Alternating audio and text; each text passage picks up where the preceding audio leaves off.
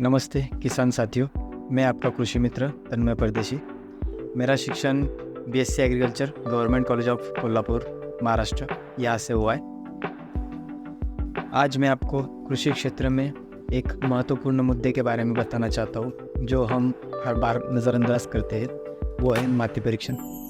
किसान साथियों, जिस प्रकार मनुष्य की जीवन शैली अलग अलग होती है, कार्य प्रणाली अलग अलग होती है, खान पान अलग होता है, उसी प्रकार ज़मीन का भी वैसे ही प्रमाण में कार्य प्रणाली अलग अलग होती है और उसके ज़मीन में रहने वाले कंटेंट अलग अलग होते हैं। किसान साथियों, जब भी हम अपने किसान मित्रों से चौपाल पर चर्चा करते हैं, तब सभी अपनी अपनी राय हमें देते हैं। जैसे कि कुछ किसान कहते हैं कि मैंने मेरे खेत में जितना खर्चा किया उसके अपेक्षित मुझे वैसा उत्पन्न नहीं मिला। तो इसके ही विपरीत कुछ किसान का बोलना ऐसा होता है कि मैंने जितना खर्चा किया उससे मुझे उसकी अपेक्षा में उससे अच्छा उत्पन्न मिला। तो ये दोनों ही विधान अपनी अपनी जगह पर सही होते हैं। इसका मैं आपको कारण बताता हूँ।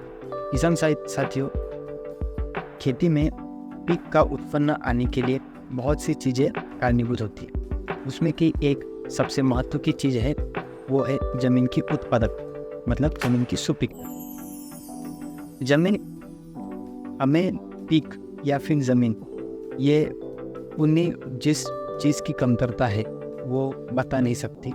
इसके लिए हमें माटी परीक्षण करना अत्यंत ज़रूरी हो जाता है।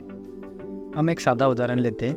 एक XYZ व्यक्ति है जो बाहर से तंदुरुस्त दिख रहे हैं, मगर अंदर से उन्हें बीमारी जैसा महसूस हो रहा है।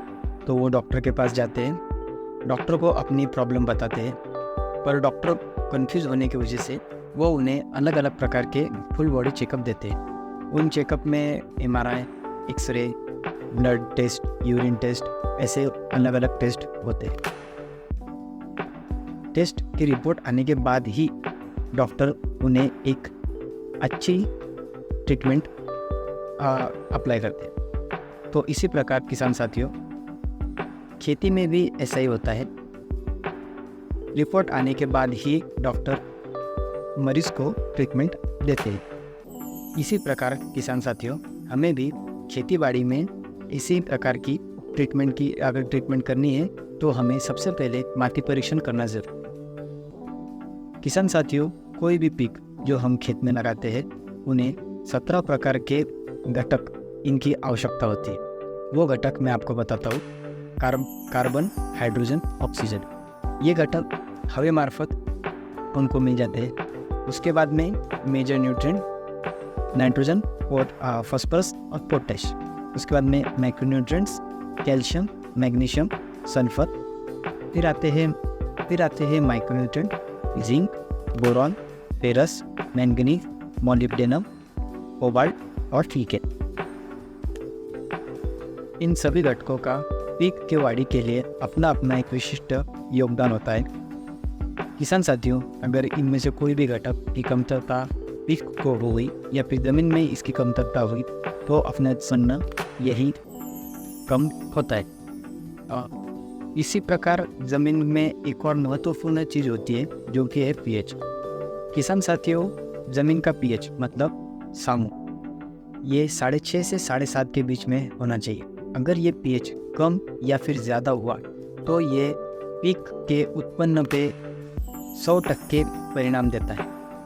इसीलिए हमें माटी परीक्षण करना अत्यंत ज़रूरी हो जाता है, क्योंकि इन सभी कंटेंट्स, इन सभी घटकों का, 17 प्रकार के घटकों का हमें अंदाज़ा मिल जाता है और pH का भी हमें अंदाज़ा मिल जाता है।